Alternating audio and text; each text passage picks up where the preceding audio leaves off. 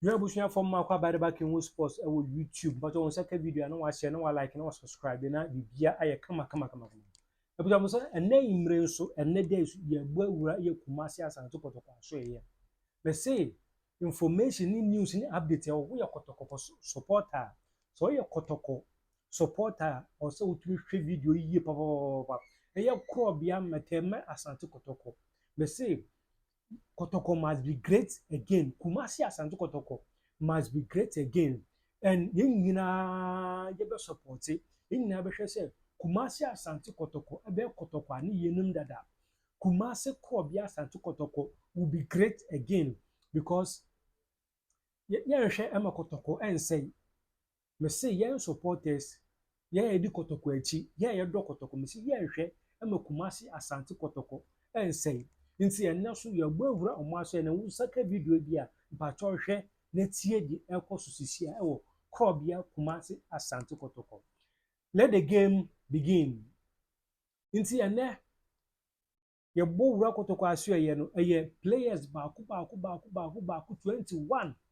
21 solid players ɛna yɛbɛka ɔmo asɛm ɛnɛ yimire ɛyɛ 21 players ɛna yɛbɛka ɔmo asɛm na this 21 players has been categorized categorize ɔmo ɛne nkyekyɛmu a yɛde ama per this 21 players nti yɛkɔ a yɛwɔ 1 players to be sacked or mutual termination players a Kumasi Asante Kotoko ebetumi apam ɔmo anaasɛ ɔmo bɛtena ase na ɔmo akasa na contract no ɔmo atwitwam ɛyɛ mako 7.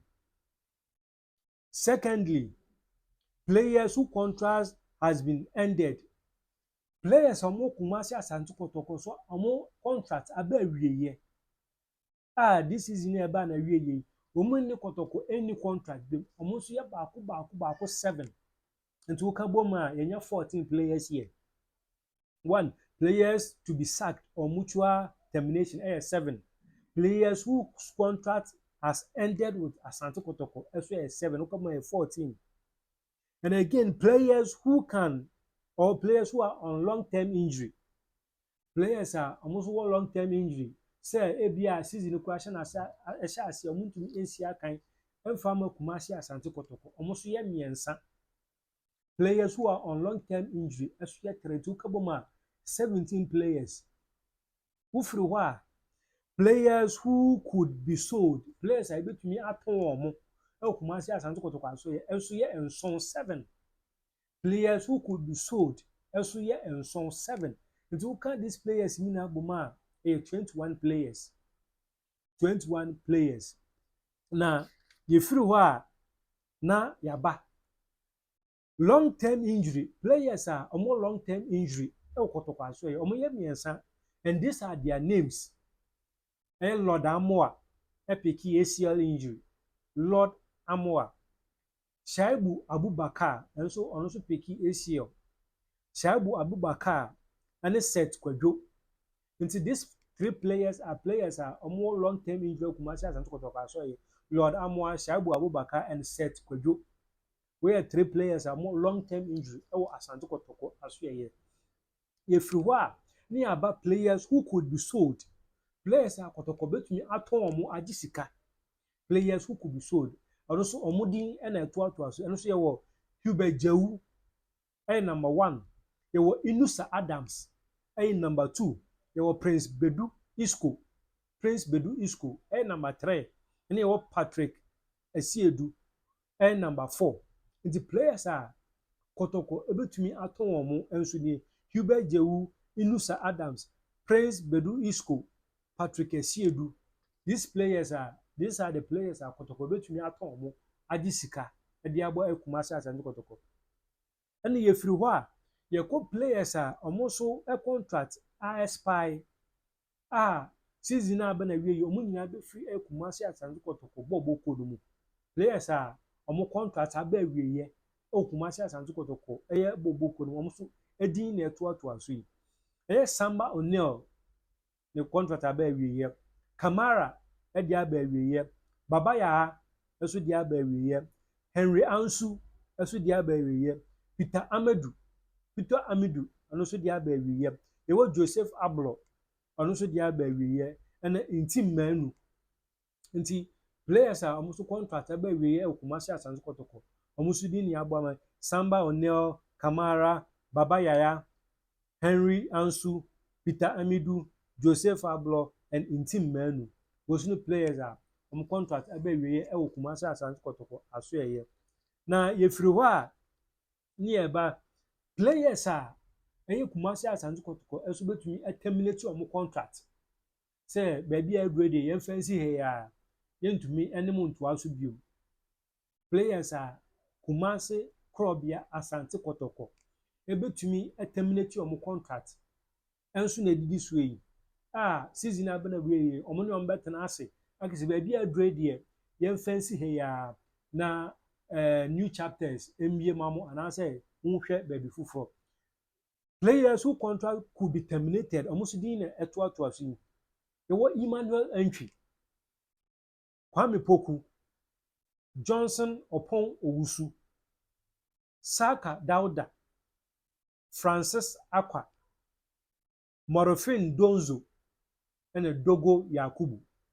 Nti players a yɛbɛtumi terminate ɔmo contract nso nie. Emmanuel Entry, Kwame Poku, Johnson Opon Owusu, Saka Dauda, Francis Akwa, Morofin Donzo, and Dogo Yakubu. Nti when players are 21 players a ɔmo Kumasi Asante Kotoko aso yɛde ɔho nsɛm nyinaa ɛde abrɛ mo. Nti abusuafoɔ wɔyɛ news a ɛfiri Kumasi Asante Kotoko aso yɛ new season no bɛstart yɛhwɛ sɛ new recruitment ɛbɛba na afei nsɛm wei a yɛka no nyinaa no ɛyɛ Richardo Suarez Pepe ɛwɔ detailed analysis a ɔde bɛma mo. Richardo Suarez Pepe ɛwɔ detailed analysis of these 21 players a ɔde bɛma mo. Nti abusuafoɔ wɔn yɛ nkotie Richardo Suarez Pepe wɔn yɛ nkotie no mmerɛ. Ɛsɛ aworo ni nyinaa no kajagum. Abusua panyi medase yɛnyɛ adwuma. Mame nwura na menyi Felix no ɛmfa mmerɛ ahwɛfoɔ a mo ne yɛn ɛdi dwuma no saa bere a ɛnyɛ asɛm ketewa koraa. Asante Kotoko aso yɛ abusua panyi Samuel Champo ma menhyɛ ase ɛmfamfiri hɔ. Yɛakae me sɛ ɛfiri kyena kɔ no mɛma update on aberanteɛ de din ɛde Hubert Jewu. Hubert Jewu.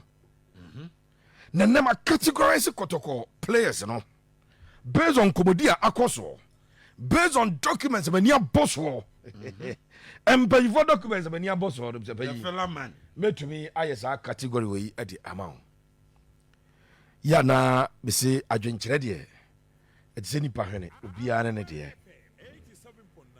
opinions are like noses, everybody has one. Mehu nipa ne hwene yɛ mienu da ɛwɔ mehu bi da baako pɛ obi so deɛ ketekete fia bi na taa hɔ ne hwene no. Now Asante Kotoko players na bɛyi no kwasɛm ne sɛ players ne bi wɔ long term injury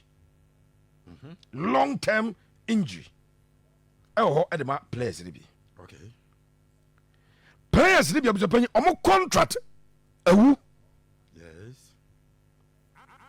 Players ne bi wɔ hɔ a ɔmo deɛ no wɔn mo de mo ansɔ club ne nya ɔbɛ terminate ɔmo contract no.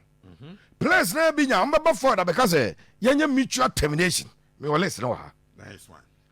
Ɛna me wɔ players a possibly Kotoko betuma tɔn wɔn ɛnyɛ sika. The original fella man.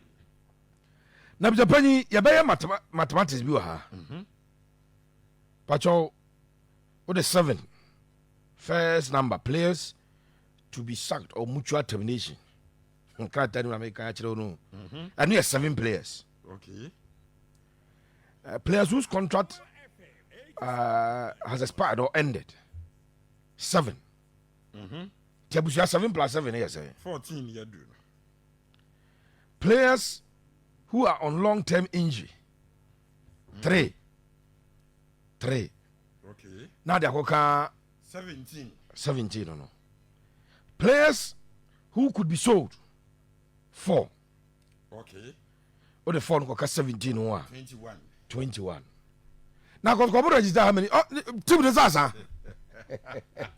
Second team the Payasa.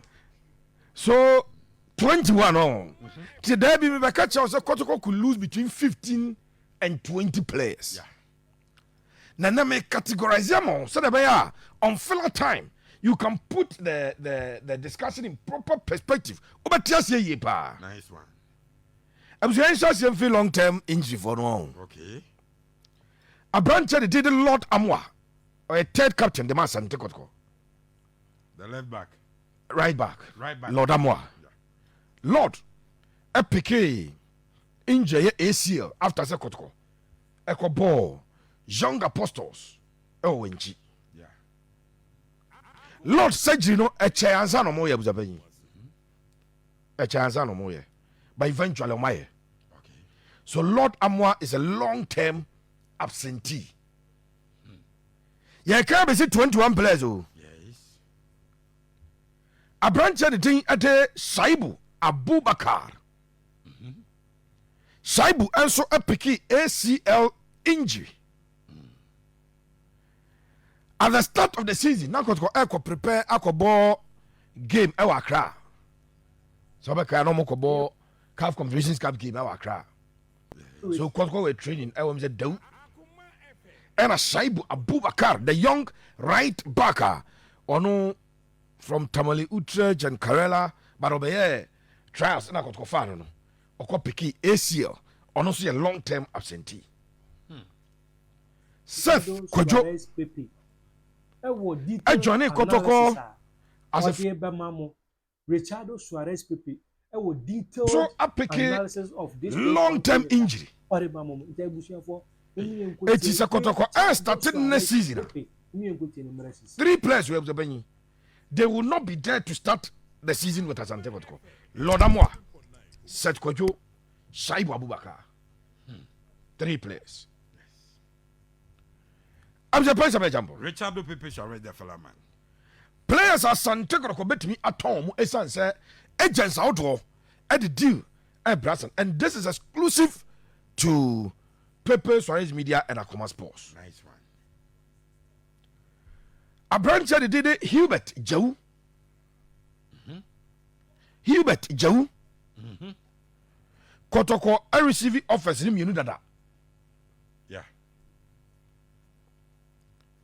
Paris Eddie got the first one by. I'm going to improved offer as by $250,000. The last offer a buyer on Hubert Joe. Okay. Kotoko and reply because at the time no. Now IMC no any the total control of the club and everything board na catch up munya abutre nti Kotoko e was kwanya say if they are interested so mbeto Hubert Joe abuso mbetumi aton. There is a fresh deal abeto table no so. Ooh. So kai some be here Hubert Joe to Atletico Madrid hama. Enwi sa deal na nya off. Wow. And kobuku so but ba kwa be hwim sisi Nice one. a big. The fella man. So Hubert Joe could leave Kotoko. Okay. Inusa Adams, a player Obaya Charles from Oko United and Kotoko FR Inusa Adams. Inusa Adams, per what I know, documentations I have seen, I want $100,000 offer from East Africa. Okay. So Kotoko is interested to negotiate her.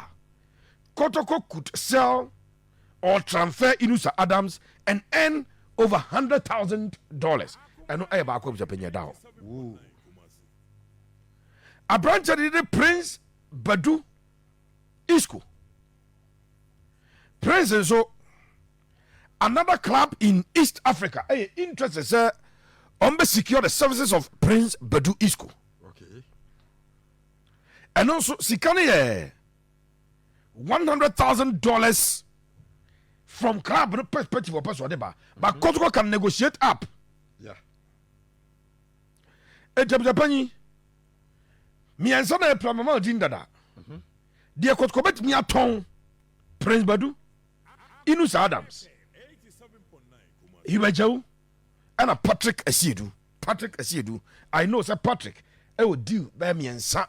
Yeah, I could do ne management nsɛm. Okay. Sir Patrick expressed the desire to move on. The management will now direct the clubs to contact Kotoko directly. And that direct link no established. Now Kotoko episode ton Kotoko betumi aton. We 4 players Kotoko betumi aton amana yi. O de ba ebeka 3 no a na si nya 7 ada hob Japan. Nice one. Players omo contract ewu enie. Omo contract na ewu. Now, with the exception of 1, 6 of them, omo bye na no. Wow. Samba O'Neill, Ndongani Gilbani, Congo Soldier, number 1. Kamara Mohammed, goalkeeper. Number 2. Ewiya na minya latest update on Samba say club name from Sikukuni. Sikukuni for no. In fact, Kabiru Hamza, Niger national team no Morocco. Let's mark catch us Samba a passing medicals in Morocco for Sikukuni of Japan. Omukoye medicals no Morocco. Samba will come back to Accra, Ghana, and then he will leave Accra, Ghana to South Africa. And no, somebody no Kamara. A deal no. Sekukune honano. Issue ketua bi yaba hon. Muhammad Kamara. Issue ka krebi na yaba hon. Sekukune for no. Oko South Africa national team na. As a second choice goalkeeper, no omu goalkeeper. Okay.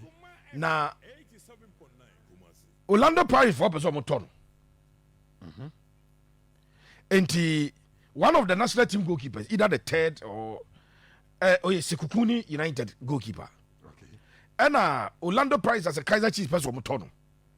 Enti your mind was moton and omofa Samba, but Sikano mu demand no. Kamara. Omofa Kamara Abba as the goalkeeper. We mun your mind so to access can. Tiano nama ni deal na IBPO. But players whose contract are in the Samba number 1, Kamara Mohammed number 2, Babaya number 3, Peter Mido Ako number 4, Henry Ansu number 5, Joseph Ablo already sacked number 6 no. And Andrews Intimanu Pepe. Andrews Intimanu signed 3-year contract. 3 years and was signing at my club. Nitin de Kotoko. 3 years no signing a junior about a year now. Minim how the board will go about that issue because Kotoko I and a surgery in the amano. After the boy in the castle, no be withdraw any idea or ye or send 1 ton or buy a medical team assessment just there be no 1 ton. After you acquire surgery. Nemum a branch of the thing at the Andrews in team and Pepe the contract no a baby here.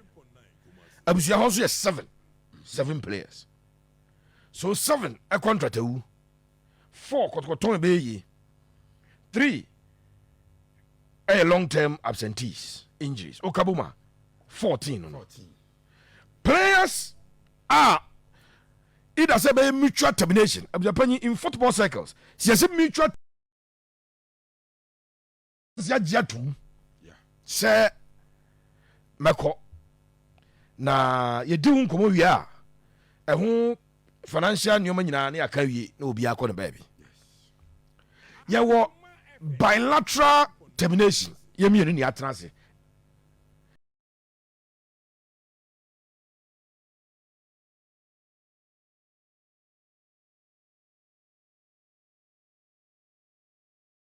Abuja panyi mene nya adwuma biem matwa contract nim onko abuja panyi Emmanuel Entry LED sa pack of players are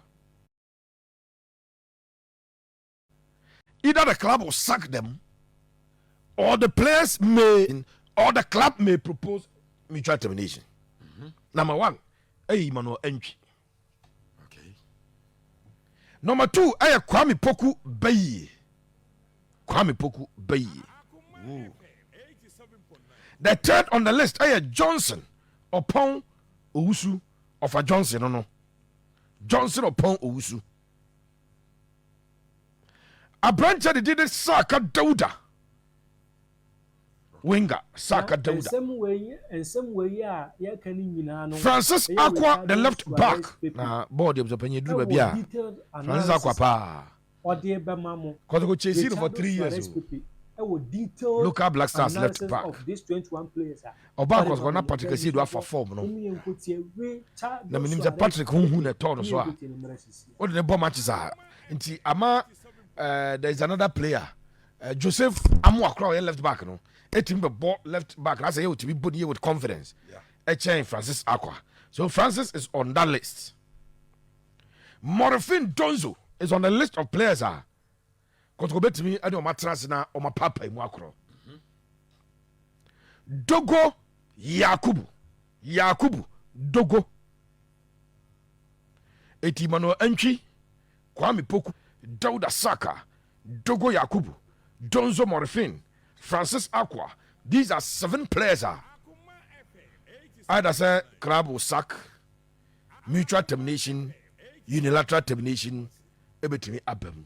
Okawe nyina boma a total of 21 players. And I'm penny one ebetimi a free Asante Kotoko. Say and command penny for the amatibie. Documents and penny for prepare matibie. The mania boss one. And my compilers are listed. My sadana, my chichema mo the original Falama.